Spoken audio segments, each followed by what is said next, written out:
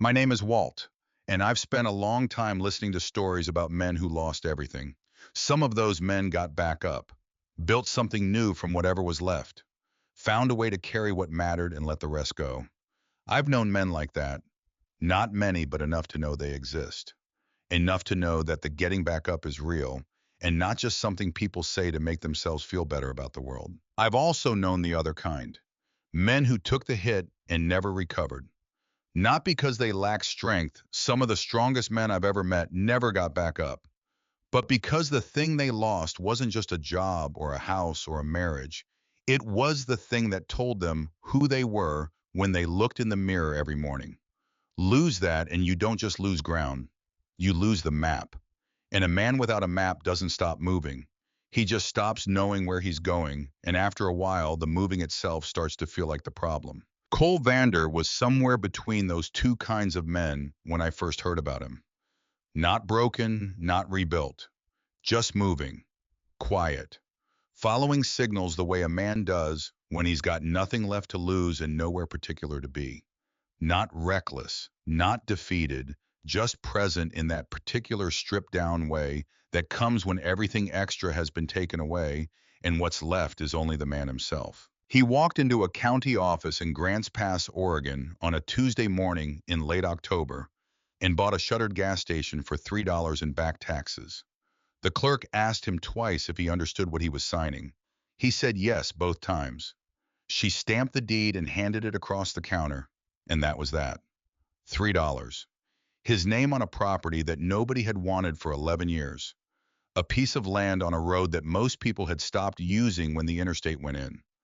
A building that had been closed longer than some of the people working in that county office had been alive. He drove out to the station that same afternoon. I want to tell you what kind of man Cole was before I tell you what he found. Because the finding only makes sense if you understand the man who did the finding. And Cole Vander is not the kind of man whose story starts the day something good happened to him. His story starts much earlier than that. It starts with 19 years of something that most people on the outside never fully understand, and it ends with a vote he didn't see coming until it was already over. Cole was 31 years old when he patched into the Iron Saints. This was not a decision he made lightly or impulsively. He had been riding since he was 17, had known members of the chapter for years before he was ever considered, and had spent 18 months as a prospect, doing every unglamorous, thankless thing the club required before anyone offered him a vote. Carrying gear, running errands at hours that weren't convenient, showing up when he was told to show up, and staying out of conversations he hadn't been invited into. He did all of it without complaint and without impatience, which is itself a form of character test. The club was watching how he handled the waiting as much as how he handled anything else. I understood what he was choosing. He chose it fully. 19 years is a long time to belong to anything. Long enough that the belonging stops feeling like a choice and starts feeling like a fact. Like the color of your eyes or the sound of your own name. You stop thinking about it the way you stop thinking about breathing. Not because it has become unimportant, but because it has become so fundamental that removing it from conscious attention is the only way to actually function. Cole wasn't in the Iron Saints the way some men are in a club, showing up for the runs and the rallies, and disappearing when things got complicated. He was the man you called at 2 in the morning when a brother's bike broke down 3 states from home. He was the man who showed up, no questions, no complaints, who remembered every detail of every situation, so he never had to be told the same thing twice. He was the kind of member who holds a chapter together from the inside without ever needing anyone to say so out loud. The kind whose value only becomes fully visible after he's gone because he was doing things nobody noticed until they stopped getting done. Han lost that on a Wednesday in March. It wasn't one thing. That's important to understand. It never is. The unraveling was slow the way serious things usually are. A tension inside the chapter that had been building for longer than anyone wanted to admit. A conflict that had started as a disagreement between two men and grown over 18 months into something that divided the room every time it came up. Not loudly. The serious divisions in close communities rarely happen loudly. They happen in the silences between words, in the way men stop meeting each other's eyes, in the accumulation of small moments that nobody addresses, because addressing them would require acknowledging that something has gone wrong at the root. The short version is this.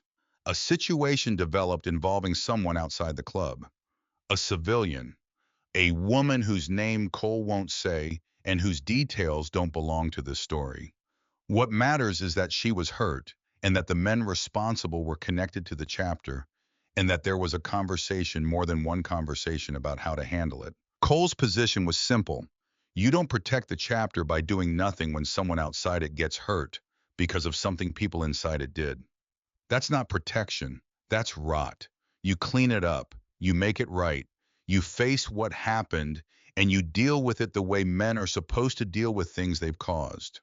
Not for appearances, not because someone is watching, because it's the right thing, and the right thing doesn't stop being the right thing because it's inconvenient. Not everyone agreed. The vote came on a night Cole hadn't been told to prepare for.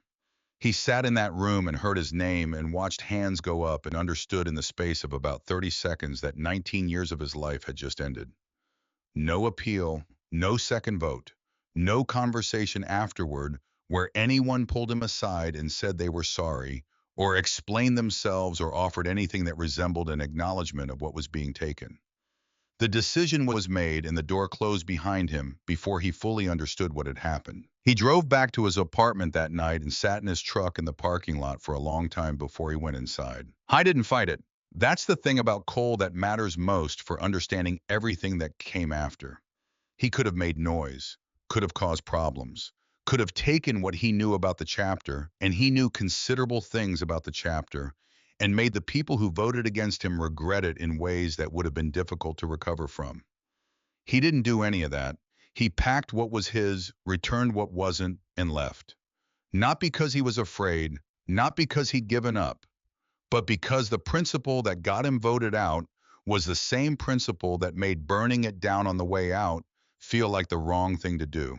You don't get to compromise the thing you stood for in order to punish the people who punished you for standing for it.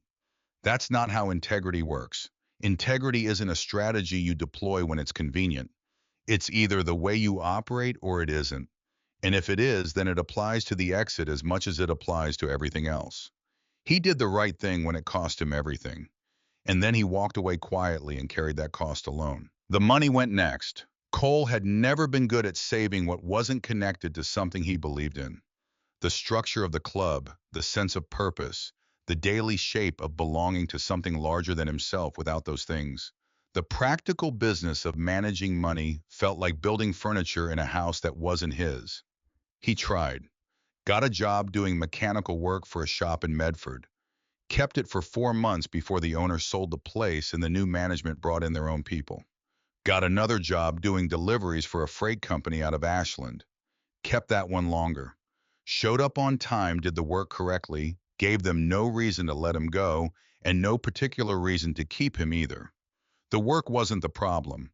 The problem was that he was living inside a life that had stopped making sense to him, and no amount of honest labor was going to fix that. You can work yourself tired every day and still lie awake at 3 in the morning because the tiredness is in your body and the emptiness is somewhere else entirely. By the time he ended up in Grants Pass, he was living out of a storage unit on the east side of town. Not dramatically, he had a cot, a space heater, a hot plate, and enough room to keep his tools organized along the back wall. He had been there for 4 months. He wasn't drinking himself to death or making poor decisions or feeling sorry for himself in any way he would have recognized as self-pity. He was just waiting for what he couldn't have said. But Cole Vander had always been the kind of man who followed signals, and the signal he was waiting for hadn't come yet. Until the morning it did. The diner was called Patsy's. It had been on that corner for 40 years, and it looked like it. Formica countertops worn smooth at the places people's elbows had rested for decades. Swivel stools with vinyl seats repaired in 3 different shades of red, because nobody had bothered to match the color exactly, and nobody had complained. A pie case that rotated slowly and squeaked every third revolution with the patient reliability of something that has been doing the same thing for so long, it has stopped noticing. Cole went there 3 mornings a week because the coffee was strong and nobody tried to talk to him, and the food was exactly what it was supposed to be without any pretense about it. I was on his second cup when the man sat down 2 stools over. Late 70s, Cole guessed, small-framed but straight-backed, in the way of a man who has worked with his hands all his life, and whose body has retained the posture of use even as other things have slowed. His name was Hector Aldine, though Cole didn't know that yet. He ordered coffee and eggs without looking at the menu, the order of a man who has been coming to the same place long enough that the menu is a formality, and then he said something to the woman behind the counter about a gas station on Route 62. He said it the way people mention things they assume everyone already knows. Casually, between thoughts, the way you reference a landmark or a piece of local history that is simply part of the shared background of living in a place. Cole wasn't eavesdropping. He was just present in the way a man is present when he has nowhere else to be and no particular reason to tune anything out. He heard the words shuttered and back taxes and county can't move it, and that was enough. He turned slightly on his stool. "Excuse me," he said. "You talking about a property for sale?" Hector Aldine looked at him the way old men look at people who have interrupted them. Not annoyed exactly, just taking a moment to assess whether the interruption is worth engaging with. He appeared to decide that it was. "More like giveaway," he said. "County's been trying to offload it for going on 3 years. Nobody wants it. Route 62 died when the interstate went in. Station's been closed 11 years. They just want it off the books." Cole asked how much. Hector told him. $3 in back taxes, maybe less depending on how motivated the clerk was feeling that morning. Cole drank the rest of his coffee, left $4 on the counter, went out to his truck and drove to the county office. Now here is the thing about that moment that I've thought about more than almost any other detail in this story. A man who had lost everything, his identity, his community, his savings, his sense of direction, heard a stranger mention a worthless piece of property at a diner counter, and within 2 hours had signed his name to the deed.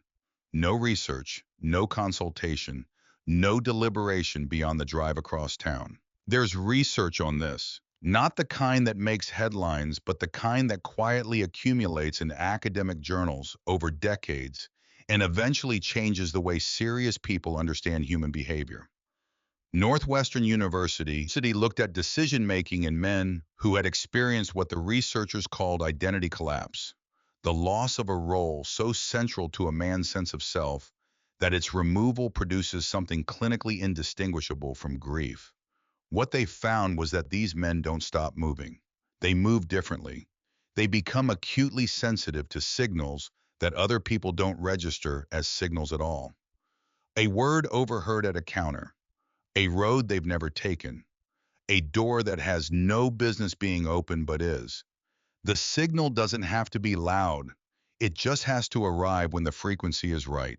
Cole wasn't being reckless. He was being precisely, almost biologically responsive to the only signal that had come his way in months. He drove out to the station that same afternoon, the deed folded in his shirt pocket, the address written on the back of a gas receipt. Route 62 was exactly what Hector had suggested, a 2-lane road that had once been the main corridor through that part of southern Oregon and had slowly become a road that people used only when they had specific reason to. The interstate had pulled the traffic away 20 years ago, and the businesses along Route 62 had followed one by one until what was left was a string of empty buildings and a stretch of asphalt that the county maintained out of obligation rather than necessity. The kind of road that maps still show, but that the world has quietly decided to root around. The station appeared on the left side of the road about 6 miles past the edge of town. Cole pulled off the pavement and rolled to a stop in the gravel lot and sat in his truck for a moment before getting out. He looked at it through the windshield, the way you look at something when you want the first impression to be accurate rather than reactive. The place looked like 11 years of closed. There was no other way to describe it. The pump islands were still standing, but the pumps themselves had been stripped down to their housings. Nothing left worth taking but the metal frames, which weren't worth taking either.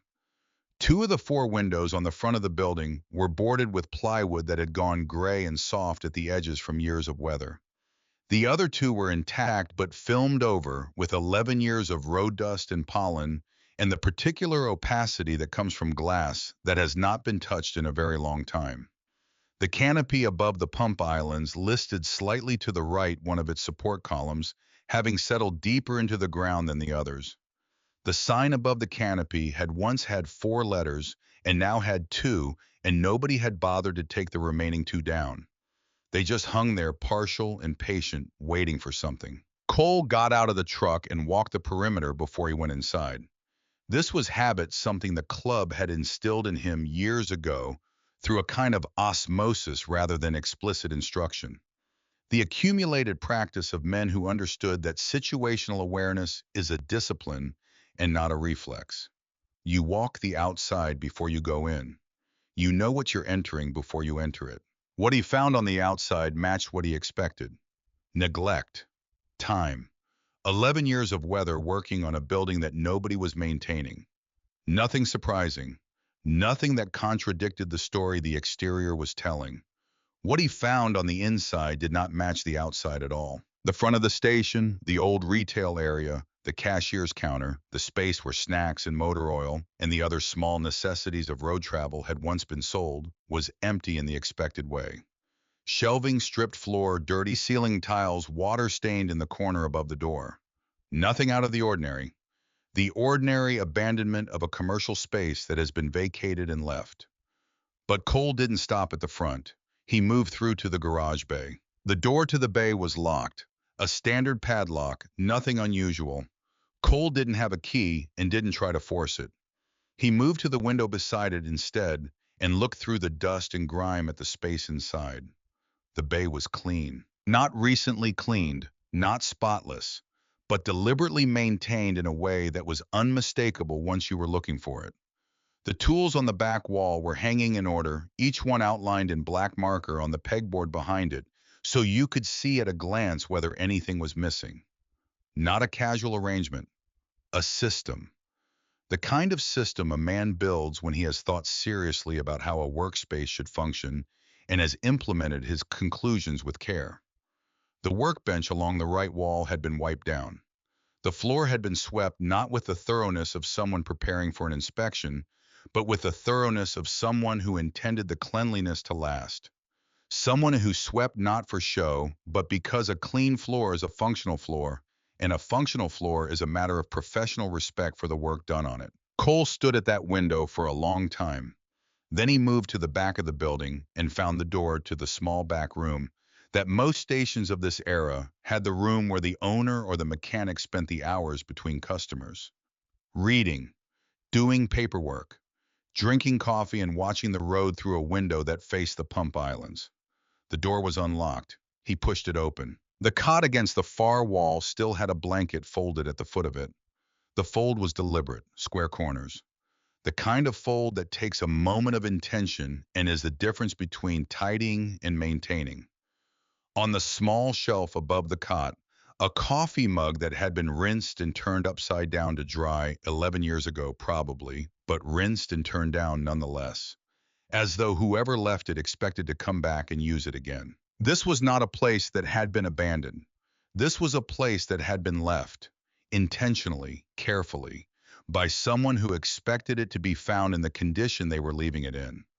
Someone who had thought about the person who would eventually come through the door and had decided that person deserved to arrive at something that had been maintained rather than surrendered to decay. Cole understood that distinction without being able to articulate it. There is a difference between a man who walks out on something and a man who closes it down properly and steps away. The second kind of leaving requires something the first kind doesn't. It requires that you believe the thing you're leaving still has value even after you're gone, that you care for it to the standard it deserves, even when you're the only one who will ever know whether you did or not, even when there's no audience, even when the caring costs you something and provides nothing in return except the knowledge that you did it right. Whoever had run this station had been that second kind of man. Cole drove back to the county office and signed the paperwork 4 days later. $3. His name on the deed to a shuttered gas station on a road most people had stopped using. He moved his cot and his space heater and his tools out of the storage unit the following week and set them up in Dutch Calhoun's back room, though he didn't know Dutch Calhoun's name yet. I didn't have a plan, not a real one. Something with the garage, maybe. Get the electricity reconnected. Figure out which tools were salvageable and which had gone too far to be worth restoring. See if the structure was sound enough to be used as a working space. Not a gas station that was finished, and he knew it. The infrastructure for fuel sales was gone, and the traffic that had once supported it was gone, and there was no version of this property that made sense as a gas station anymore. But a garage. Somewhere he could work. Somewhere that was his. The tank was not part of the plan. On his third day at the station, Cole was moving old inventory shelving out of the storage room. Heavy metal commercial shelving that had been left when the retail side closed still bolted to the wall in two places when he noticed the numbers. They weren't painted. They were engraved, pressed into the drywall with something sharp and narrow, a nail or a scribe or the point of a compass. Low on the baseboard, right at floor level, in the space that had been completely hidden behind the shelving for what looked like many years, based on the dust accumulation and the undisturbed patina of age on the wall around them. 11 digits, grouped in a way that didn't match any inventory code or equipment serial number Cole had ever encountered. Not a phone number, the grouping was wrong. Not a date, not a product reference. Something else. He crouched down and looked at them for a long moment. Then he took out his phone and photographed them.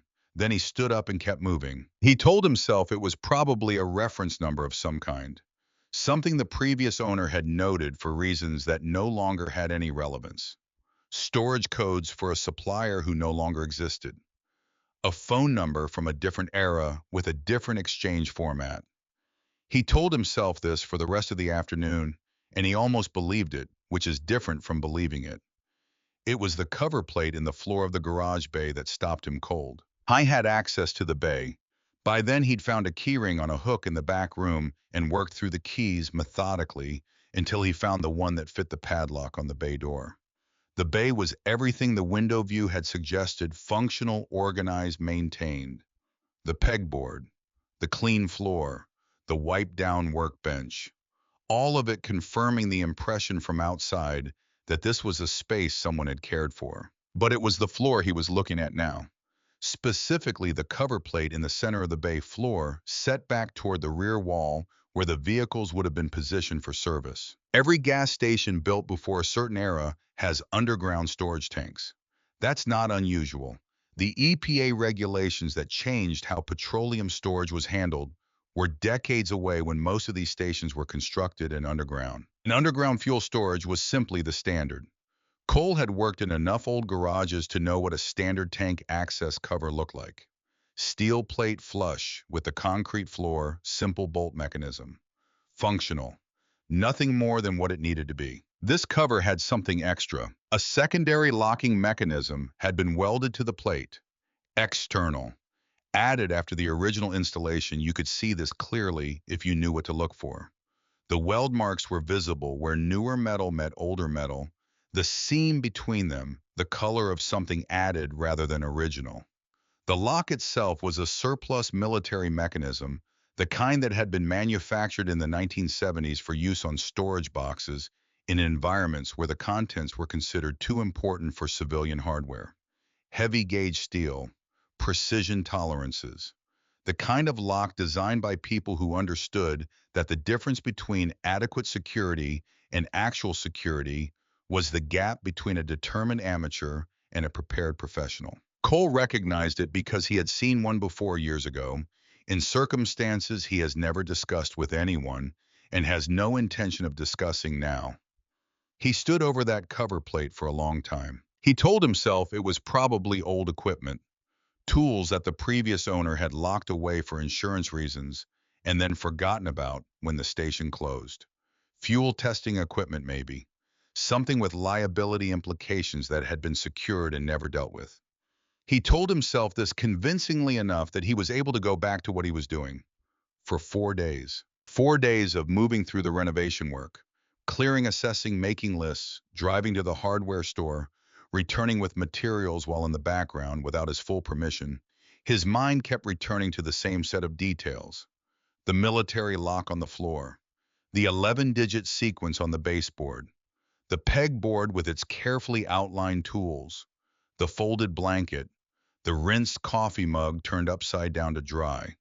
These things kept assembling themselves into a picture that was more coherent than he wanted it to be, more suggestive of deliberate intent than he was ready to follow to its conclusion. He drove to 3 different hardware stores across 2 counties before he found the tools he needed: a specialty drill bit designed for hardened steel, a bypass mechanism he remembered from a situation in a different decade, in a place he doesn't name, that had required him to develop a working knowledge of military surplus hardware that most civilians have no occasion to acquire. He brought what he needed back to the station on a Thursday evening and set up a work light and got down on his knees on the concrete floor of the bay and began. The lock gave after an hour and 40 minutes of careful, methodical work. Not forced, bypassed. The mechanism released with a precision that suggested it had been maintained lightly oiled, kept in working order, which added another layer to the question of what Cole was about to find. He lifted the cover plate and set it aside. He repositioned the work light and looked down into the opening. What came up from below was not what he expected. No fuel smell, no chemical burn, no rot or dampness or the organic decay that comes when moisture gets into a sealed space and stays there. What came up was dry air, still and dry the way the air is in a sealed room that has not been disturbed in a very long time.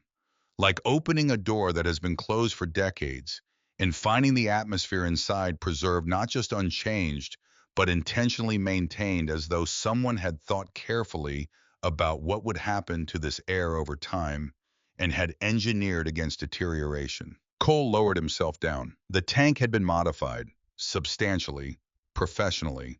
The petroleum storage portion had been sectioned off with a sealed partition, reduced to a small fraction of the original tank capacity, enough to maintain a technical designation as a fuel storage facility for regulatory purposes. Cole guessed, but not the operational heart of the space anymore. The larger portion of the tank had been converted into a dry storage room. The work was not amateur. The sealing was correct. The moisture barriers were properly installed. The ventilation modifications that kept the air from going stale had been thought through carefully and implemented with precision. This was the work of someone who understood what they were doing, had taken the time to do it right, and had done it with the intention that it should last for a very long time. 4 military surplus ammunition cans sat on a wooden pallet on the floor of the dry space, stacked in pairs, secured with nylon strapping that had retained its tension through however many years the space had been sealed. Cole looked at them for a moment, crouched in the low light at the bottom of a tank that had been converted into something it was never designed to be.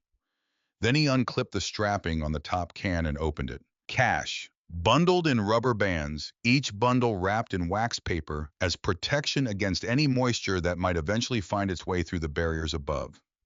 Organized by denomination with the precision of a man who understood that organization is itself a form of respect for whatever is being organized. 50s and hundreds, mostly with a few bundles of 20s. Cole didn't count it. He closed the first can and opened the second. More cash, and beneath the cash, lying flat against the bottom of the can, a ledger. It was a composition notebook, the kind that has been sold at every drugstore in America for decades. Black marbled cover, sewn binding, no label on the front. Cole opened it and looked at the first page. A date that was more than 4 decades old. A name, a dollar amount. And next to the name, written in the right-hand column in handwriting that was careful and unhurried, a single word: rent. He turned the page. Another date, another name, another amount. Medical. He turned more pages. Lawyer, kids, utilities, bail, rent again, medical again, names accumulating, dates advancing, amounts varying from $20 to several hundred. The handwriting shifting across the years, not deteriorating exactly, but changing the way handwriting changes when a man gets older and the hand that holds the pen has done more work than it once had. By the middle years of the book, the letters were formed with slightly more deliberateness, as though the writer was accounting for a minor tremor by being more intentional with each stroke. By the later entries, they were slower still, but legible all the way through. Every entry, every name, every amount. Not a single page skipped, not a single entry abbreviated or rushed. 30 years of entries. Cole sat down on the floor of that tank with his back against the converted partition wall and the ledger open across his knees, and he read. He didn't skim. He didn't flip through looking for the summary. He read every page the way you read something when you understand that every line in it represents a real moment in a real person's life. A night when someone's electricity was about to be cut off and wasn't. A week when someone's kids had food because a man they may never have met had made sure of it. A stretch of months when a woman's rent got paid while her husband was inside, and she was trying to hold together a household that had lost its primary income without warning and without any institutional support that reached far enough to actually help. He read for a long time. The third can held more cash. The fourth held a single item, a sealed envelope. The paper had yellowed at the edges in the way that paper does when it has sat for years in conditions that are controlled but not perfect. A slight browning at the margins, the color of old documents, of things that have been waiting. On the front of the envelope in handwriting that had arrived at the careful and deliberate stage that the later ledger entries showed, two words were written. For whoever. Cole looked at those two words for longer than he looked at almost anything else that afternoon. Two words that contained in their deliberate vagueness an entire philosophy. Not a name, not a description, just a recognition that the right person would exist, that they would find their way here, and that the criteria for rightness would be demonstrated by the act of arrival rather than specified in advance. He opened the envelope. The letter inside covered one full page front and back in the same careful handwriting that had grown slower and more deliberate over the decades of the ledger. Whoever finds this is the right person. That's not faith, that's math. Nobody comes looking in a place like this unless they need it as bad as it needs them. My name is Dutch Calhern. I ran this station for 31 years.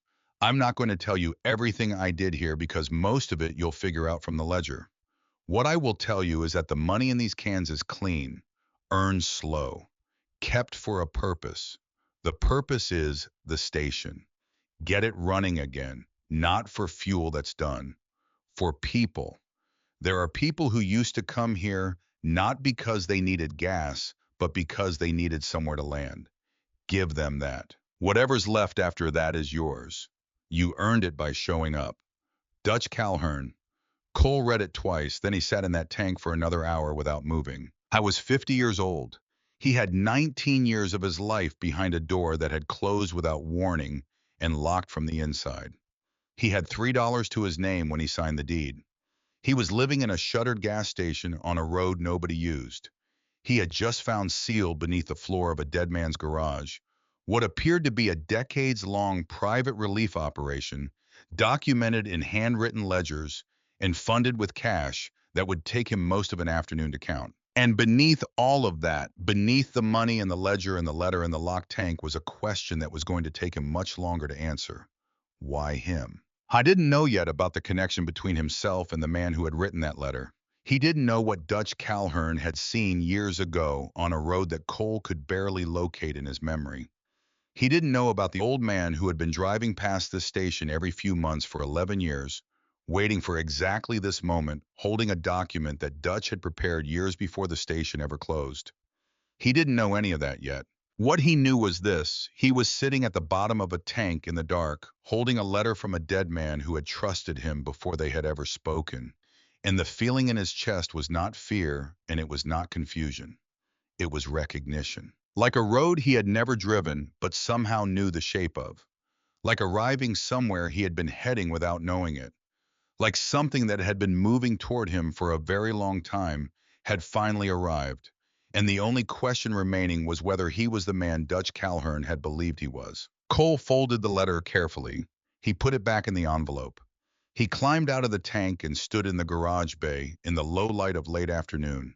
The door opened behind him, the Oregon hills going gold through the gap where the road disappeared around the curve. He stood there for a while. Then he went inside, made coffee on the hot plate, and started counting. The money took 4 hours to count. Cole did it twice, not because he didn't trust his own arithmetic, but because the number he arrived at the first time was the kind of number that requires confirmation before you proceed as though it's real. He stacked the bundles on the workbench, organized by denomination, the way Dutch had organized them, and went through every bundle twice. When he arrived at the same number both times, he sat back on his stool and looked at what was in front of him without saying anything to anyone, because there was no one there to say anything to. I didn't sleep much that night, not from excitement. Cole Vander was not a man who got excited easily, and what he was feeling wasn't excitement anyway. It was something closer to weight. The particular weight of understanding that something has been placed in your hands that is larger than you initially understood, and that the question of what you do with it is not going to resolve itself quickly or cleanly or without demanding something real from you. He lay on his cot in the back room with the ledger on the shelf above him and the letter folded in his shirt pocket, and he looked at the water stain on the ceiling, and he thought about Dutch Calhern. I thought about a man who had run a gas station on a road nobody used and had spent 30 years quietly making sure that the families of men who went to prison or got hurt or fell through the cracks had enough to get by. No organization, no board, no tax exemption, no press release or annual report or recognition of any kind, just a composition notebook and a set of cans in the dark, and a system that ran entirely on the trust of one man who never needed anyone to know his name in connection with what he was doing. Cole had known men who did good things for recognition. He had known men who did good things out of guilt. He had known men who did good things because they had calculated, consciously or not, that the social return on visible generosity was worth the cost of the generosity. He had known men who helped when the helping was easy and the help was visible and someone was watching them help. He had known very few men who did the right thing because the thing needed to be done, and that was the end of the calculation. Dutch Calhern appeared to have been one of those few. The ledger made that clear. 30 years of entries, none of them for show, all of them private, all of them documented not for an audience but for accuracy. Because a man who keeps a ledger for 30 years in a sealed tank underground is not keeping records for anyone else. He's keeping them because records are how you respect what you're doing. Because writing it down is how you say this happened and it was real and it mattered. In the morning, Cole made coffee and took it outside and sat on the concrete step at the side door of the garage and watched the light come up over the hills. Route 62 was quiet in the early morning. It was almost always quiet now. An occasional truck running early freight, a few cars in the first commute hour, but mostly just the road and the hills and the sound of the wind moving through the dry grass on the slope above the station, and the particular silence of a place that has been overlooked for long enough that the world has stopped sending noise its way. He took the ledger outside with him and read it again from the beginning in the morning light. Slowly this time with the urgency of initial discovery, replaced by the attention of a man who already knows what the ledger contains and is now reading it for what it reveals rather than what it reports. The earliest entries were from more than 4 decades back. The handwriting on those early pages was firm and unhurried, the handwriting of a man in his 30s who had not yet developed the compensatory deliberateness that age would eventually require. The amounts were smaller then, $30 here, $50 there, a month's rent, a utility bill, a lawyer's initial retainer for a man who couldn't make bail and whose family couldn't either. But even in those earliest entries, the right-hand column was precise. Dutch Calhern did not write helped out or assisted or gave what I could. He wrote exactly what the money was for, every time for 30 years. Because vague documentation is the documentation of a man who isn't sure he's doing the right thing and is protecting himself from accountability. Precise documentation is the documentation of a man who is certain and wants a record of the certainty. The names spanned 4 decades. Cole could see, reading carefully, how the network had grown from a small geography to something considerably larger. The early entries were all within a county or two of the station. By the middle years, they spread across 3 states. By the later entries, 4. Not because Dutch had gone looking for people to help across a wider territory. Because word moves in certain communities the way useful things move, not through advertising or announcement, but through the accumulated testimony of people who received something real and told someone they trusted, who told someone else until the name and the address had traveled further than Dutch could have anticipated when he started. Cole read all of it, every page, in the morning light with his coffee going cold in his hand and the hills changing color as the sun came higher. Then he closed the ledger and went back inside and began making the list of what the garage needed. He worked for 3 days alone before Cal Morrow showed up. Cole heard the truck before he saw it. An old diesel with the exhaust note of a vehicle maintained by habit and familiarity rather than by any recent professional attention. The note of an engine that runs because it has always run and because the man driving it knows its particular language well enough to hear problems before they become failures. It came down Route 62 slowly and pulled off the pavement and rolled to a stop in the gravel lot with the deceleration of a driver who was not entirely certain the ground would hold. Nobody got out for almost 2 minutes. Cole was in the garage bay working on the electrical panel. He heard the truck registered it kept working. People pulled off Route 62 occasionally out of curiosity. An occupied station on a road with nothing else on it drew attention in the way that any anomaly draws attention, not urgently, but consistently. He had already learned in the first week that some people would sit for a moment and drive on, and he had learned to let them be what they were without making assumptions. But the door of this truck opened after 2 minutes, and Cole heard the particular sound of a man of age getting down from a high cab with deliberate care, and he set down his tools and came to the bay door. The man in the lot was somewhere past 70. Cole put him at 74, which would later turn out to be exactly right. He was wide through the shoulders in the way that comes from decades of physical work and doesn't diminish much even when the work eventually slows a structural width built into the skeleton as much as the muscle. He moved with the economy of a man who has learned through long experience exactly how much energy any situation requires and has stopped spending more than that on anything. He wore work pants and a canvas jacket. He had the particular stillness of someone who stopped needing to announce himself a long time ago. He stood at the entrance to the bay and looked at Cole. Cole looked back. Neither of them spoke for a moment that stretched a beat longer than was comfortable. "You opened it," the man said. It was not a question. "I opened it," Cole said. The man nodded once, the slow descending nod of someone releasing a weight they have been carrying for a long time. Then he came inside. His name was Cal Morrow. He had worked at this station for 22 years, arriving when Dutch Calhoun was already in his mid-50s and staying until the morning. Dutch locked the front door for the last time and told him to go home and not come back. Cal had been the only full-time employee the station ever had across its 31 years of operation. He had pumped gas in the early years, moved into mechanical work as the garage side of the business developed, and in the later years had simply done whatever needed doing. The job description of a man who has been somewhere long enough to understand it completely, whose knowledge of a place has become indistinguishable from the place itself. He sat down on the stool in the corner of the bay and looked at the space around him before he said anything more, taking it in, checking it against a memory that was more than a decade old. "I drove past here," he said finally. "Every few months, 11 years. Cole waited, didn't come in. He told me not to, but I drove past. Cole said Dutch. Cal looked at him. "Dutch Calhoun. Ran this place 31 years. Best man I ever worked for." He paused. "Possibly the best man I ever knew, and I've known some good ones." Cole let the silence after that be what it was.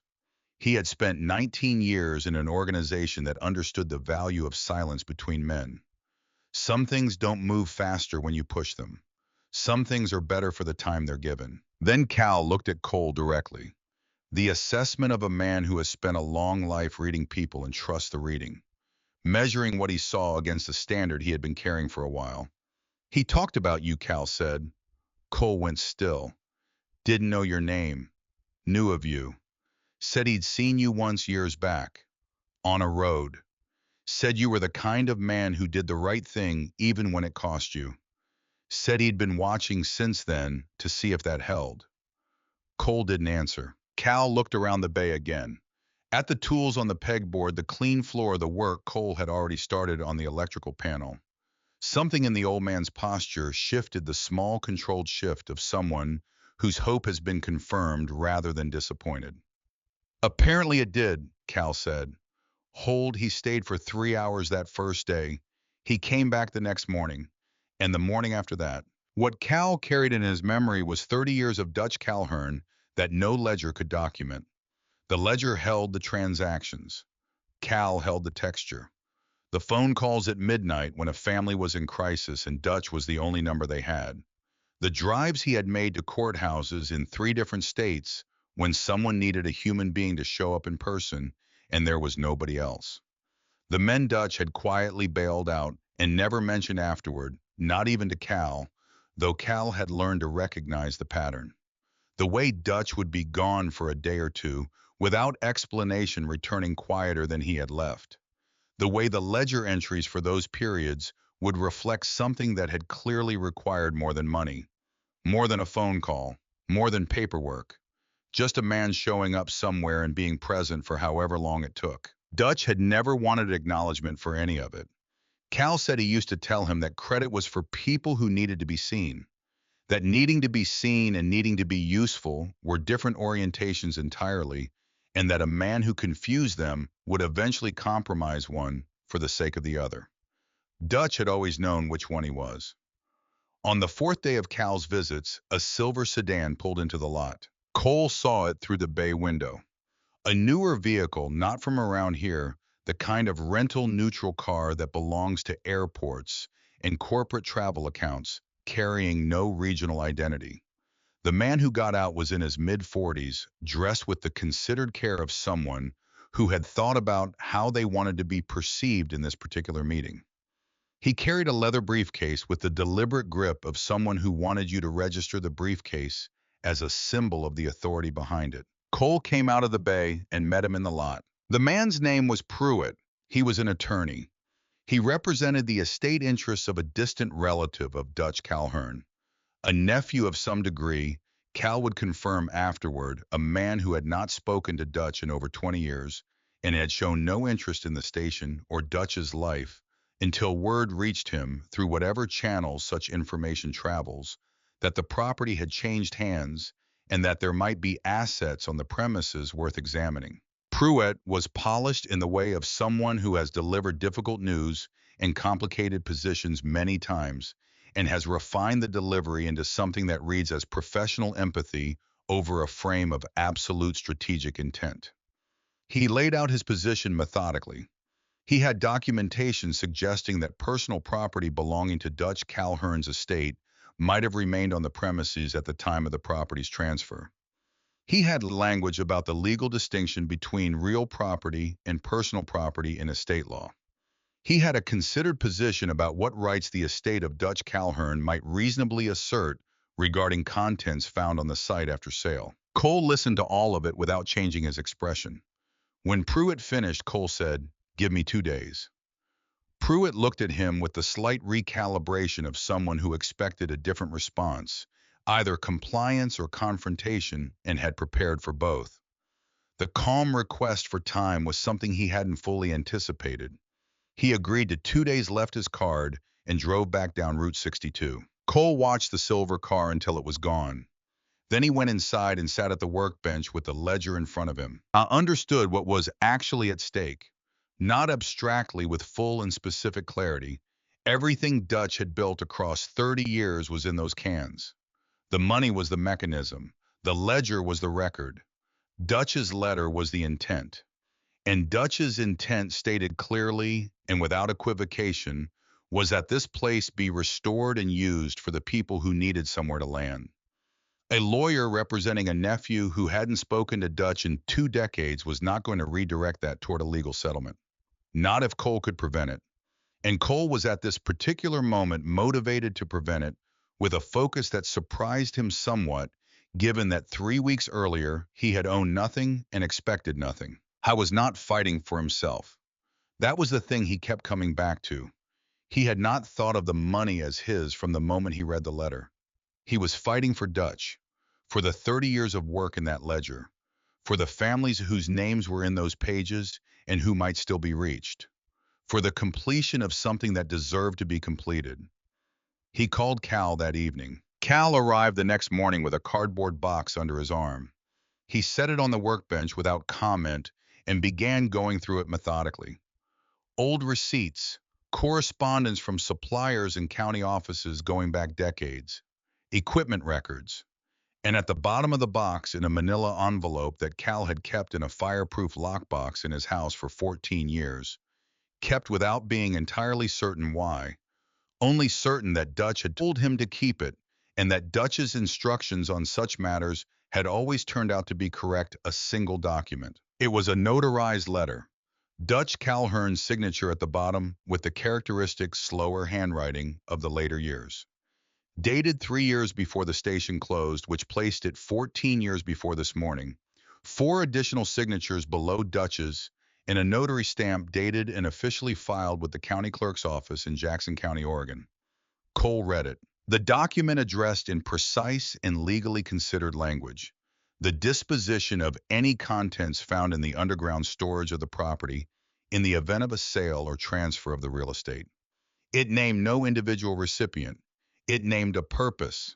The contents the document stated were to be used for the restoration and continued operation of this property as a community resource in accordance with the intent of the owner as established by 31 years of operation.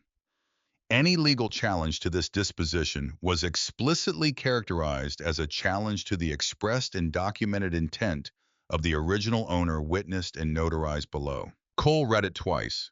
Then he set it on the workbench and looked at Cal. Cal was looking back at him with the expression of a man who has been carrying something valuable for a long time and is relieved finally to have delivered it to the right hands. He told me to keep it, Cal said. Said I'd know when to bring it out. Said if the right person showed up and someone tried to take what they found, I was to produce this document and let it do the talking. Cole looked at the notary stamp. 14 years ago. Dutch had prepared this 3 years before the station closed, which meant that Dutch had known 3 years before he walked away from it that he was building something designed to outlast him and potentially face legal challenge after his death. He had not merely hoped for the best. He had taken the specific, practical, forward-looking step of consulting a notary, gathering 4 witnesses, and filing documentation with the county against a future dispute he correctly anticipated. You held this for 14 years, Cole said. Cal nodded, drove past here every few months, kept the document, waited. Cole was quiet for a moment. Then he told you I was the right person. No, Cal said. He didn't know who it would be. He just told me I'd know when I saw them. Cole made 2 photocopies of the document on the small copier in the back room. Logged both copies in a notebook with the date and time and a description of the document. Put the original back in Cal's envelope for safekeeping. Pruitt came back on the 3rd day. Cole met him in the lot, handed him a copy of the document without preamble or explanation, stood there while Pruitt read it, watched him read it a second time, watched the careful, controlled adjustment in the man's posture that happens when a legal professional recognizes that the terrain under his position has shifted substantially. We'll be in touch, Pruitt said. He put the document in his briefcase, got in the silver car, drove away down Route 62. They were never in touch. Cole stood in the lot after the car disappeared around the curve and felt something settle in his chest, not triumph. That word was too loud for what it was, something quieter. The specific feeling of confirmation, the first real confirmation since he had climbed down into that tank, that what Dutch had asked of him was something he was genuinely capable of carrying. Cal was standing in the doorway of the bay, watching. Cole turned and looked at him. He knew, Cole said, about the document, about the lawyer. He knew all of this would happen. Cal looked out at the road, then at Cole. He knew a lot of things like that. He thought further ahead than most people bothered to. Cole went back inside. He sat at the workbench with the ledger in front of him and thought about the connection Cal had mentioned. The road, the night, the thing Dutch had seen that Cole apparently hadn't registered as significant enough to remember. He had been turning this over since Cal first mentioned it, and he couldn't locate the specific moment in memory which told him something in itself. Dutch had watched Cole do something right when it cost him something, and Cole hadn't even marked the moment. He had done what seemed like the obvious thing to do and moved on without ceremony. And Dutch, a man Cole had apparently never registered at all. A man Cole could not place. No matter how carefully he searched, Dutch had watched that moment and carried it forward for years, had built an entire contingency around it, had looked at one unremarkable act of integrity on one unremarkable night, and decided that this was a man worth preparing for. Cole sat with that for a long time. He thought about the vote, about the room and the hands going up. He thought about the storage unit in the diner counter in the $3 deed. He thought about climbing down into the dark and finding what Dutch had built, and reading a letter addressed to no one, and recognizing himself in it without being able to say why. And then he thought about this Dutch Calhoun had not been lucky in his choice. He had been careful. He had watched and waited and prepared documentation for a future dispute. He correctly anticipated and given Cal specific instructions for a specific scenario. He had done everything a man can do to ensure that the thing he built would survive him and reach the right person. All of that across decades because of one moment on one road that Cole couldn't even find in his memory. He opened the ledger to the last entry, the handwriting at its most deliberate, a name, an amount, the same word in the right-hand column that appeared more than any other word across 30 years of entries: rent. Cole looked at that word for a while. Then he picked up a pen and opened his own notebook to a clean page. He drew 3 columns, same format as Dutch's, same headings. He wrote the date at the top. In the right-hand column where Dutch had written rent and lawyer and medical and kids. Cole paused with the pen resting on the page. Then he wrote a single word. He was not sure in the moment of writing it exactly why that word, and not another. It simply seemed like the only honest word for what he was undertaking. Not a transaction, not a repayment, something with more motion in it than that.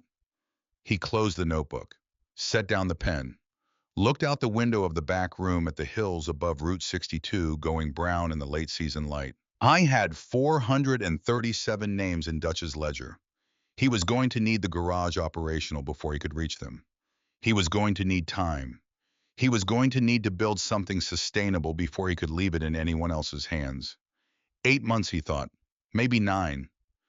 He went back to the electrical panel. Dutch had never made any of the work look like sacrifice, Cal had said. It had simply been what Dutch did. The motion of a man for whom doing useful things was the substance of ordinary life rather than a departure from it. Cole stared at the ceiling that night on the cot in the back room, with the letter in his shirt pocket and the ledger on the shelf and the atlas he had driven to town that evening to buy spread open on the workbench. 7 states, 112 names he might still be able to reach. He had spent 2 years thinking about the vote as the moment everything ended. Lying in the dark in Dutch Calhoun's back room, with Dutch Calhoun's letter against his chest and Dutch Calhoun's ledger on the shelf above his head, he understood for the first time that he had been wrong about that. The vote wasn't the end of anything. It was the last turn on a very long road that had been heading here all along. He turned on his side and closed his eyes and slept better than he had since the vote. 8 months is a long time when you are working alone towards something nobody else can see yet. Cole learned that in the first week of renovation. Not as a discouraging fact, but as a practical one, the way you learn the actual weight of a tool before you learn to use it well. The work was what it was. It would take what it took. Complaining about the terms of something you've chosen is energy that could go into the thing itself, and Cole Vander had never been a man who spent that energy on complaint. He started with the roof, 2 soft spots over the garage bay that needed addressing before any serious work could happen beneath them. He sourced the materials, drove to the lumberyard in Medford, loaded the truck himself, brought it back, and did the work over 4 days in the first week of November. He was not a roofer by trade, but he had worked in and around enough structures to know what sound repairs look like, and he held himself to that standard even when he was the only person who would ever see the underlayment or know whether the ceiling on the second day, which he had done in the rain, because the forecast said the rain would continue for another 4 days, and the soft spots couldn't wait, was done correctly. The electrical panel came next. The original wiring was from an era before the current codes, some of it so far outside current standards that the word outdated didn't quite cover it. Cole pulled it entirely rather than work around it. He hired an electrician from Grants Pass for the panel replacement itself, a woman named Shirley, who arrived on time, assessed the situation without commentary, did the work at the standard it required, and charged a fair price. Cole did the runs to the bay outlets himself. By the end of the third week, he had functional power throughout the building and hot water in the back room for the first time since the station had closed. The bay equipment consumed most of the first phase budget. 2 used lifts, both sourced from a shop in Klamath Falls, that was upgrading to newer equipment. Cole drove out there on a Thursday morning and spent 2 hours going over both units before he agreed to the price, not to negotiate but to verify. He wanted to know what he was installing. When the lifts were in and he ran the first test cycle and the mechanism came up clean and level and held precisely where it was supposed to hold, he stood with his hand on the column for a moment before moving on. Han documented everything. Every receipt, every invoice, every supply run entered in a notebook with the date, the amount, and what it was for. Dutch had not specified this. The letter had not required it. But Dutch had kept a ledger for 30 years, and Cole understood by now that the documenting was not about accounting. It was about bearing witness, about a man saying in writing that what he was doing was real and intentional, and that he was prepared to stand behind every decision. Documentation is not clerical work when it's done with that understanding.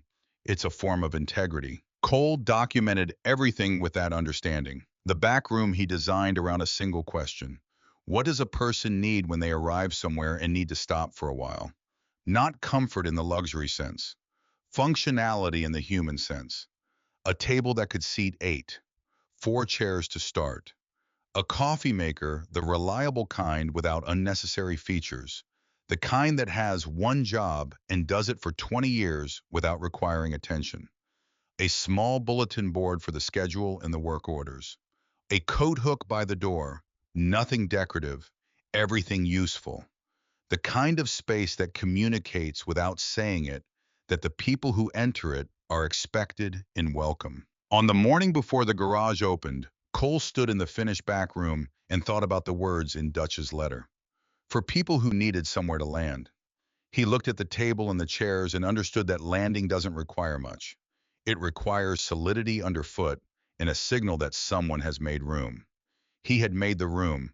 The rest was up to whoever needed it. The garage opened on a Thursday morning in early summer, 8 months and 11 days after Cole had signed the deed at the county clerk's office. He arrived at 6:30, made coffee, opened both bay doors to the morning air, stood in the lot for a moment looking out at Route 62 in the early light. Quiet. Almost always quiet now. I went inside, checked the workboard, and started on the first job.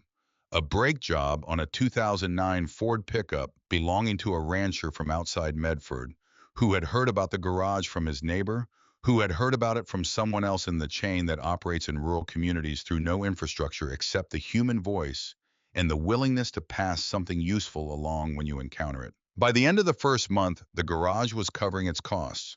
By the end of the third month, it was profitable, not dramatically. The kind of profitable that comes from doing good work at honest prices, without spending money on things that don't contribute to the work. The version that is less interesting than a dramatic turnaround, but far more durable, the version that lasts. Cal came by 2 or 3 times a week. Not always to help, though he helped when something needed extra hands. Mostly just to be present in the way that certain men are present when they have found somewhere that feels like it belongs to them without formally being theirs. He would sit on the stool in the corner of the bay with his coffee and watch Cole work and say something worth saying when he had something worth saying.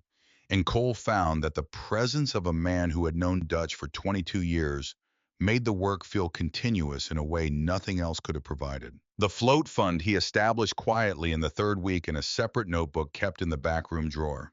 Same structure as Dutch's system. No applications, no committee, no announced criteria. A reserve of money set aside for people who arrived in genuine need, administered entirely by Cole's judgment, after the conversation each situation required. If someone needed help getting back on their feet and couldn't get it elsewhere, the float covered it.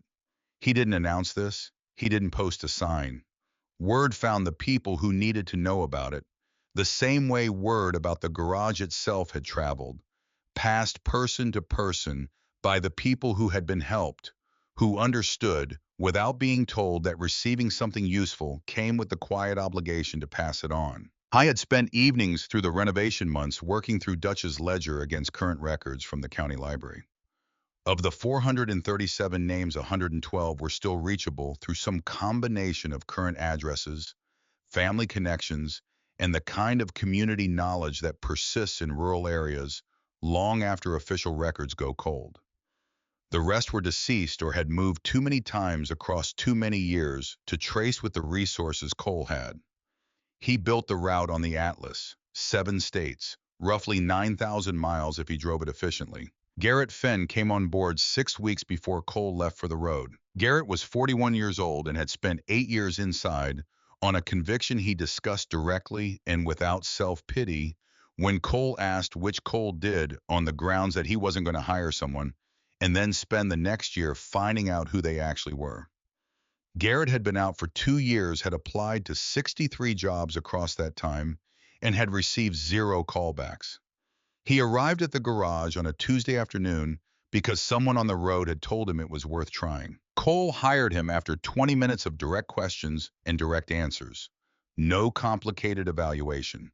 Cole had made judgments about men under considerably higher stakes conditions than a conversation in a garage bay, and his record on those judgments was reliable enough that he trusted the process.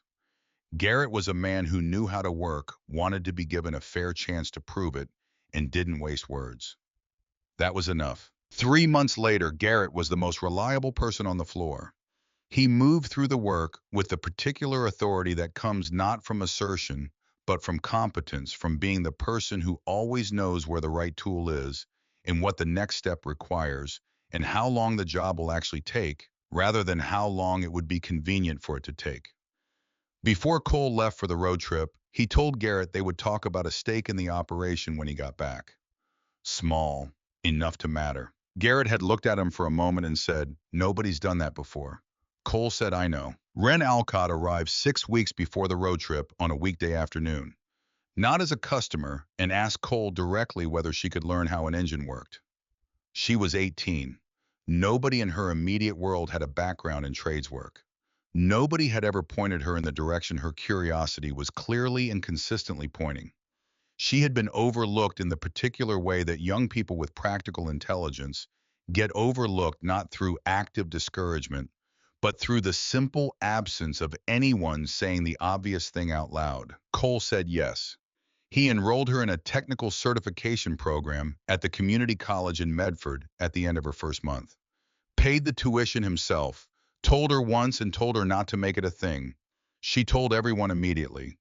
Cole found this significantly less annoying than he expected to. He left on a Monday morning in late summer, driving north into the long light of a Pacific Northwest morning. The Atlas on the seat beside him. The list of names folded in the breast pocket of his jacket, in the same pocket where Dutch's letter had lived since the day he found it. It seemed right that they travel together. The letter that started this, and the list of names that were the point of it. The first name on his list was a woman in Northern California. He found her on the 3rd try at the address. She had moved twice since Dutch's last entry, but the neighbors at the intermediate address knew where she had gone, in the way that neighbors in certain communities track one another across time without needing a reason to. He knocked at mid-afternoon. She came to the door, late 60s hair, mostly gray, the bearing of a woman who had worked hard for a long time and had arrived at a particular undecorated ease with her own life. Cole said, "My name is Cole Vander. I have something for you from a man named Dutch Calhern." It took a while to find the right people. She looked at him for a long moment. Then she opened the door wider and stepped back. He did not give everyone the full account. Some conversations were brief and practical, an envelope, the necessary words, and then leaving. Some were longer, depending on what the person in the doorway seemed to need.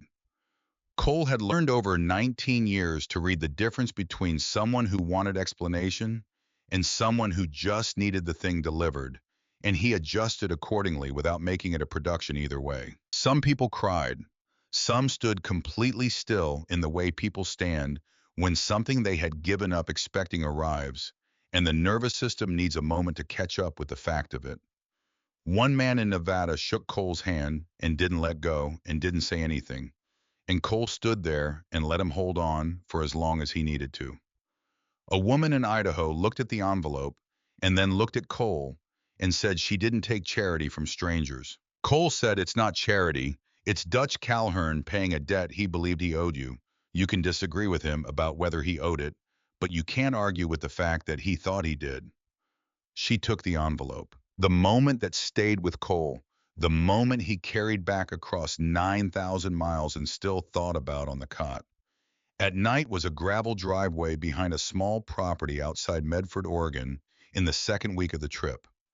A woman who had been in Dutch's ledger more times than almost any other name. Not large amounts, consistent ones spread across a decade of entries that corresponded to a stretch of significant difficulty. Utilities, rent. One medical entry near the beginning that was larger than the others. She came to the door, and Cole said his line, and she looked at him with an expression he had not seen on any other face on the trip. Not surprise, not the overwhelm of something unexpected arriving. Something more settled and more complicated than either of those things. The expression of someone who has been waiting for a long time for confirmation of something they already believed, but couldn't fully let themselves believe. She said I wondered if he'd forgotten us. Cole said he hadn't. She said, I know. I always knew that in the back of my head. But 11 years is a long time to wonder. Cole handed her the envelope. She took it without looking at it. She was looking at him. She said, who are you two? Dutch, Cole said. He left me the station, and the ledger, and a letter. She nodded slowly. Then you're the right person. Cole said that's what he wrote in the letter. She said Dutch was right about people. He always was. He drove back to Grants Pass in early October. 9,240 miles, 7 states, 4 months.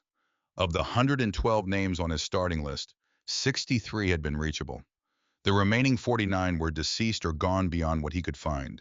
63 envelopes delivered. The amount remaining after the distributions, after the renovation costs, after the operational expenses of the garage's first months, went into a separate account he labeled in his own handwriting, the float. The float was not a charity, and Cole was precise about this distinction, not for anyone else's benefit, but for his own, because precision about what a thing is determines how it functions. Dutch had not run a charity. Dutch had run a system built on the understanding that the floors people hit are often less about character than about circumstance, and that a hand extended at exactly the right moment is not generosity in the soft sense, but investment in the strict sense. Investment in the capacity of a community to hold its own people through the passages that institutions and formal structures don't reach. Cole held his system to that understanding. Birchlander came through on a Wednesday in November, 6 weeks after Cole returned. The bike announced itself before it was visible, a touring bike running a knock that suggested a primary chain long past its service interval, communicating its condition in terms that were going to become substantially more expensive if unaddressed. The bike pulled into the lot, and the man who climbed off it was somewhere in his late 50s, road-worn in the specific way of men who spend significant time traveling alone. Not disheveled, just carrying the compacted self-sufficiency of someone long accustomed to solving their own problems with whatever is available. He stood by the bike after dismounting, looking at the garage with the particular attention of a man confirming something he's been told about. Cole came out of the bay. The man said his name was Birch, said he'd heard about the garage from someone in Klamath Falls, said the bike needed work and he didn't have money for it, and he knew that walking in saying so was a long shot, but he'd learned a long time ago that the answer to not asking was always no. Cole walked around the bike once, crouched down and listened to the knock for a moment. Leave it, he said. Come back Thursday. Birch looked at him the way people look when they're waiting for the condition, the qualifier, the catch that turns yes into something more complicated. There was no catch. Come back Thursday, Cole said again. Birch came back Thursday. The bike was done. Cole handed him the keys and did not hand him a bill. Birch stood in the lot with the keys. After a moment, he said, "Why?" Cole thought about it. He thought about Dutch's letter in the ledger and 63 doors across 7 states. He thought about Cal driving past a locked building for 11 years because a man he trusted had told him the right person would come. He thought about the vote in the storage unit and a Tuesday morning at a diner counter and the dry air coming up from the dark. He said, "Someone did it for me once. Keep moving." That was the whole conversation. Birch rode south. Cole went back into the bay. 6 months later, Cal arrived one morning with news that had come through the network, not the kind with a name or infrastructure, just the kind that moves through communities, the way useful information always moves when no one is managing it. A man named Birchlander had started a food pantry out of the garage at his house in a small town near the California border. No paperwork, no nonprofit status, no board of directors, just a man who had been shown something and had understood, without being instructed, that the showing was itself an instruction. Cole was working on a valve cover when Cal told him. He didn't stop working. He nodded once. Cal said Dutch would say the same thing. Cole said, "I know." The unexpected thing. The thing that surprised Cole more than he anticipated was the money coming back. Not from the 63 people he had driven to find. He had asked nothing of them and implied nothing was expected, but from other directions entirely. A woman in Ashland, Oregon, not one of Dutch's names, someone new, someone who had come through the garage in the fall with a transmission problem she couldn't afford and had received help from the float, sent a check in December. $400. In the memo line, 4 words for the next one. No return address. A man from Medford, also not a Dutch name. Someone who had heard about the float through the network and had used it to cover 2 months of rent. During a difficult transition, appeared one afternoon in January with 2 cases of motor oil and a complete set of hand tools still in the manufacturer's packaging. Set them on the workbench, said he didn't need them anymore and thought the garage could use them. Cole logged both, the check, the oil, the tools, the approximate value, the date. Not because anyone required it, because Dutch had logged everything. And Cole understood now that the logging was not bookkeeping, it was witnessing. It was a man saying out loud, even if only to himself, and whatever record he kept, this happened and it mattered, and I was here for it. The wall in the back room came together the way the best things come together, not from a plan, but from an accumulation of intention across months. Cal brought the page from Dutch's ledger, a page from the middle years when the handwriting was at its most settled and the entries were most representative of the system at full operation. Cole had it framed in plain wood. Nothing that drew attention to the frame, the kind of frame that holds something without competing with it. He hung it on the wall beside the table.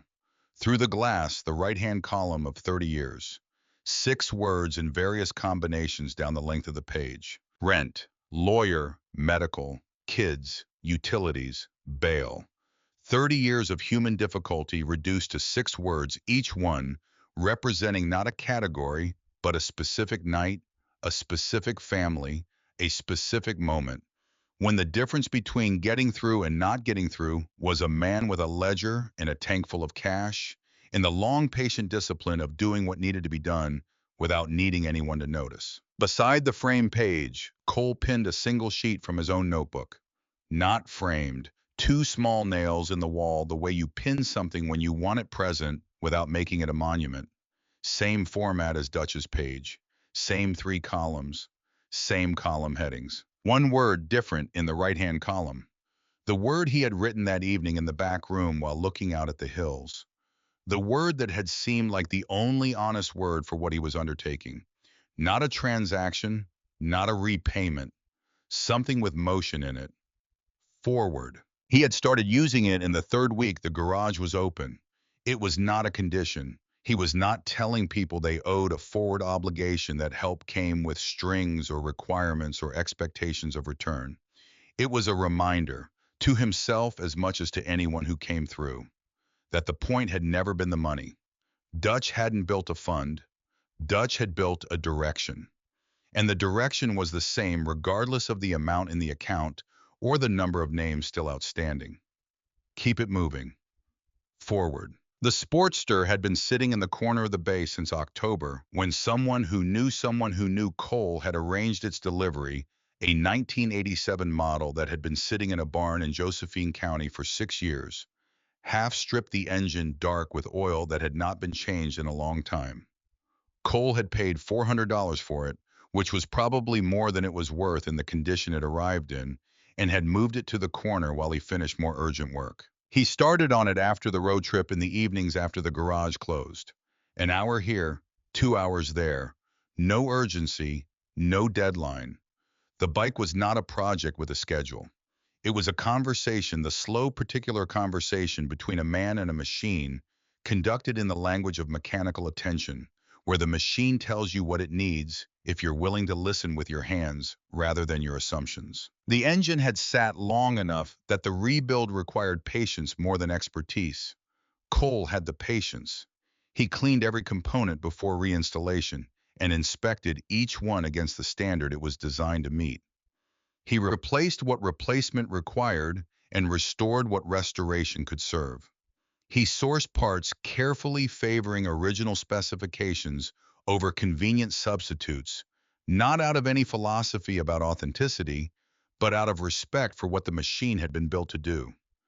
Returning something to its original function requires understanding what that function was. 3 months of evenings, on a Thursday morning in January a year, and 3 months after Cole had signed the $3 deed, he rolled the finished Sportster out of the bay and into the lot. Cal was there. He had not been told to be there. He came by that morning the way he came by most mornings now, and he had watched Cole push the bike out and had taken up his position by the garage door with his coffee cup in hand and said nothing. Cole checked the bike over once more where it stood in the lot. Then he started it.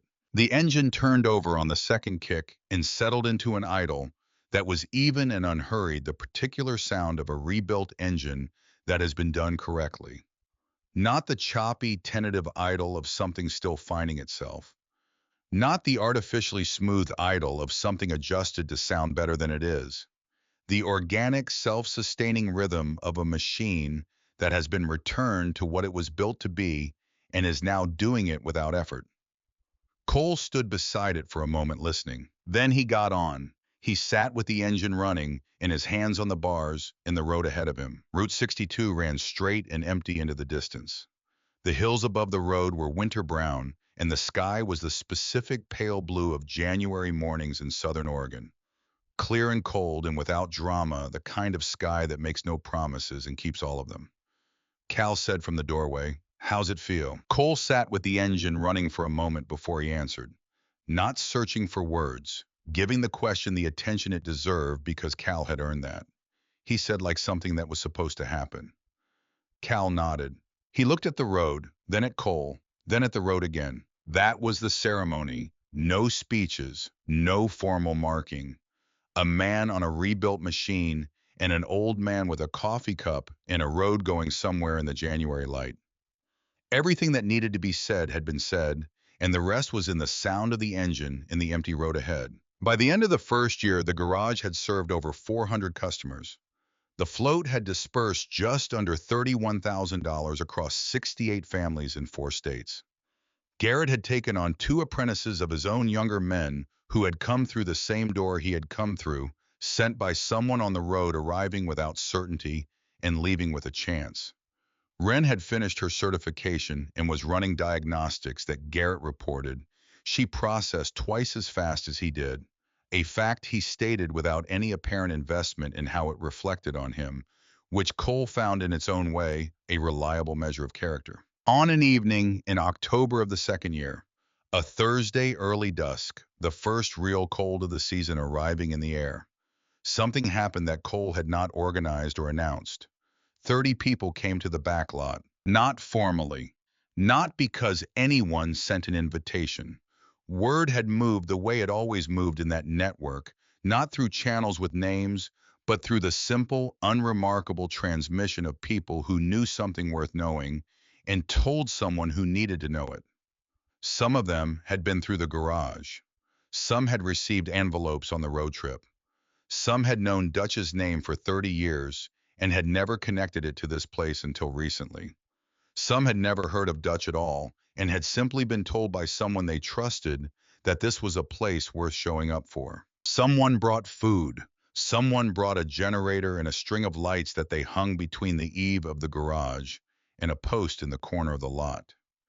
Garrett had built a low platform from reclaimed lumber in the days before, without being asked, without explaining why, with the quiet prescience of someone who understood what was going to happen before it happened. Cal sat in a chair on that platform and looked at the people standing in the lot and was quiet for a long time. When he spoke, he talked about Dutch. He talked about what it takes to build something for 30 years in the dark, without recognition, without the assurance that any of it will survive you. He talked about the particular kind of faith required to seal a tank and write a letter that begins, "For whoever," not a name, not a face, just the confidence that the world will produce the right person if you prepare for that person correctly and trust the preparation. He talked about the phone calls at midnight and the courthouse drives and the families that had been held together by a man whose name most of them never knew. He talked for about 10 minutes. Nobody said anything while he talked. At the end, he said, "Dutch always told me that a place is only as good as what it makes possible for other people. Not what it owns, not what it charges, what it makes possible." He looked at Cole when he said it. Cole held his gaze and nodded once.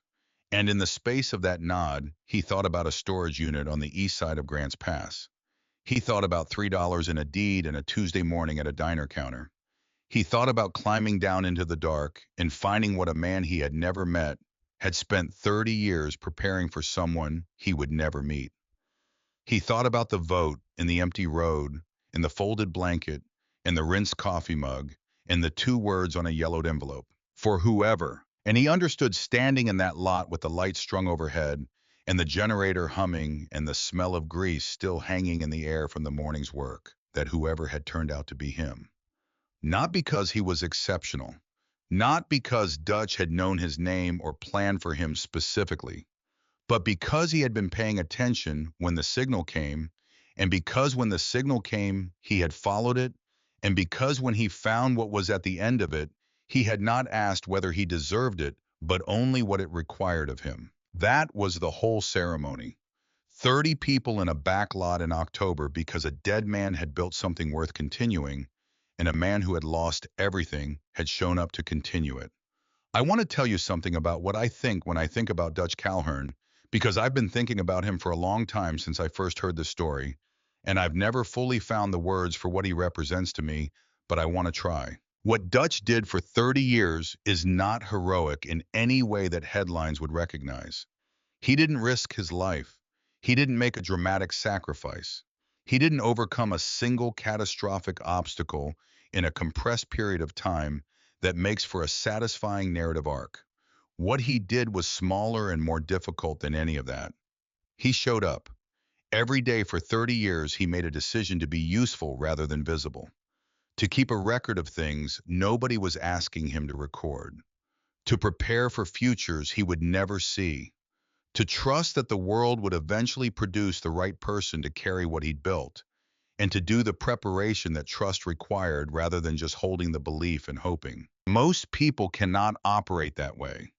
I want to be honest about that rather than pretending it's ordinary. Most people need to see the result before they're willing to keep working toward it. Need someone to acknowledge what they're building before they're willing to keep building it. Need the feedback loop to stay closed. I do this. I see it matter. I continue. That's not a failing. It's how we're built. The feedback loop is not a design flaw. It's what makes most human effort sustainable. Dutch ran without that loop for 30 years, And the reason he didn't need the feedback to close back to him was that he had settled somewhere early in his life the question of what he was for. He wasn't building a legacy. He wasn't accumulating moral credit.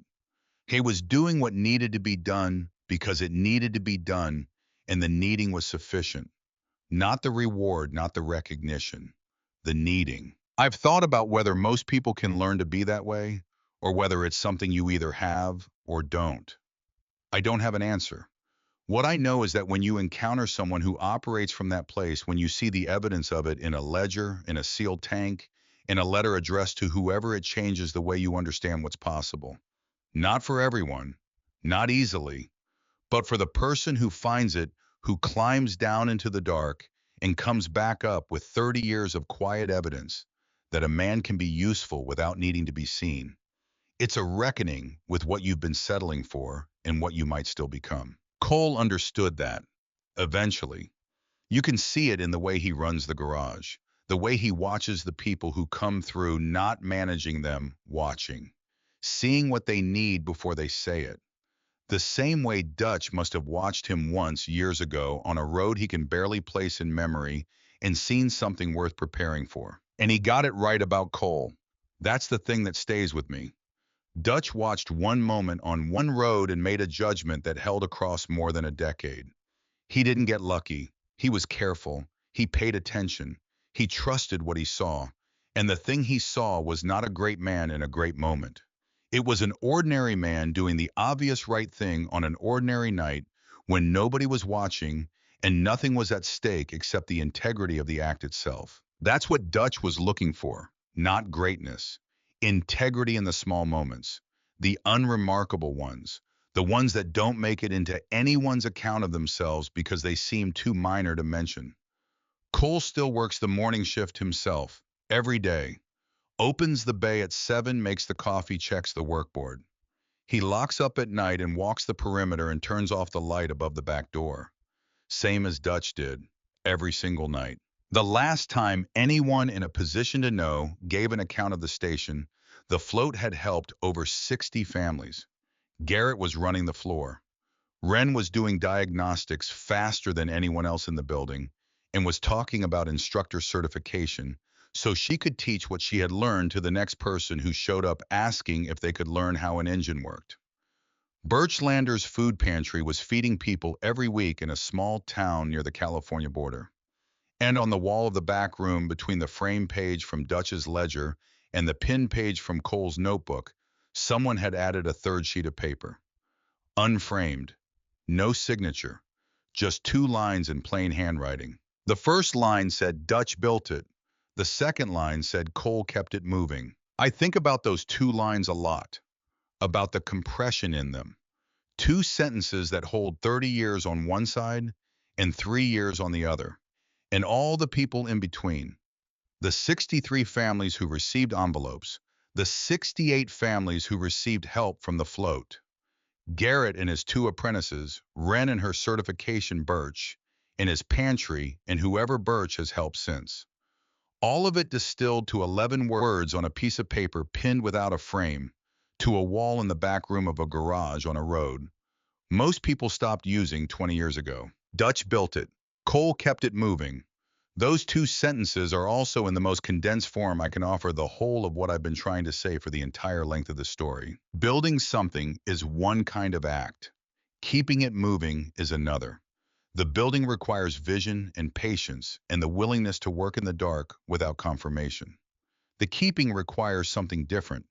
The willingness to receive what someone else built, to understand it well enough to honor it, and to carry it forward, not because you designed it, but because it deserves to continue, and you are the person who showed up. Neither is less than the other. They're different skills, different callings. Dutch had one, Cole had the other. And by some combination of preparation and signal, and a man following a word overheard at a diner counter, they found each other across the distance of decades in the barrier of death. 3 men, Dutch Calhern, who built something in the dark for 30 years and never needed anyone to see it. Cal Morrow, who drove past a locked building every few months for 11 years, because a man he trusted had told him the right person would eventually come. And Cole Vander, who lost everything he had built his life around and followed the only signal he had to a $3 deed and a dead man's unfinished work. Three men the world had written off. And between the three of them, something that is still standing, still running, still finding the next person who needs somewhere to land. That is the whole story, every word of it. Some things don't need to be explained. They just need to be continued.